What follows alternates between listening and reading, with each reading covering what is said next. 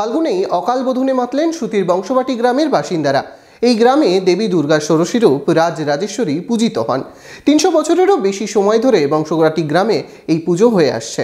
1 টাকা ডাউন পেমেন্টে এবার hero bike, hero winter carnival, 10,000 টাকা পর্যন্ত ক্যাশ ডিসকাউন্ট, 4,000 টাকা পর্যন্ত ফ্লিপকার্ট অফার, 0% সুদের হার, স্পট এক্সচেঞ্জের সুবিধা, আকর্ষণীয় ফাইন্যান্স স্কিম। আজই আসুন Hero Golden Motors Private Limited, Golden Auto মার্টে, এখন বহরমপুর 55 তলা ও রঘুনাথগঞ্জে। শরতে নয় হেমন্ততেই দুর্গাপুজোয় মাতলেন সুতির বংশবাটি গ্রামের বাসিন্দারা। মাঘের শীতের শেষের বিদায় বেলায় 4 দিন ধরে গ্রামের মন্দিরে চলে রাজরাজেশ্বরীর পুজো। 2রা ফাল্গুন ষষ্ঠীতে শুরু হয়েছে পুজো। শনিবার সকালে শুরু হয় অষ্টমীর পুজো। প্রায় 300 বছরের পুরনো এই পুজোকে ঘিরে বসে মেলাও।